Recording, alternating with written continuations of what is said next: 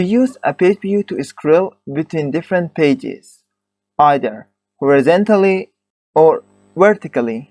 To create a page view widget in Flutter, all you need to do is to use the page view widget provided by Flutter team.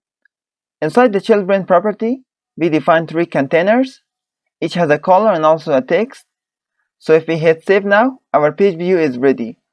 By default, the page view is scrolling horizontally. So if you want to make it vertical, you just need to add a scroll direction and set it to axis.vertical. Now our page view is scrolling vertically. You can also disable the scrolling by providing never scrollable scroll physics. So if you now hit save, you see that our page view is unscrollable. We can also define a previous and next button to navigate to previous or next pages. To do that, let's define a controller that is of type pageController.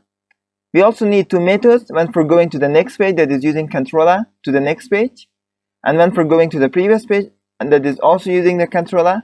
Each of them has a curve and duration. Inside the scaffold, I'm defining an app bar and make it transparent.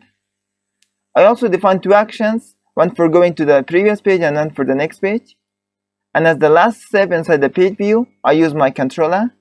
So now we can easily navigate to the next and previous page. We can also listen to the page changes. For that, I define an index as current page. I'm going to listen to it in the app bar. And also every time that the page is changed, I'm going to also update my index. So now when we change our page, our index is also getting updated. If you want to navigate to a specific page, we can use a method called animateTo. For that, I define 3 methods: go to page 1, go to page 2, and go to page 3. Each of these methods are using an animateToPage. I'm giving them an index, a duration, and a curve. So lastly, to use this method, I'm going to define 3 buttons inside the actions. Let's hit save, and you see, if I click on any of these buttons, I'm going to navigate to a specific page.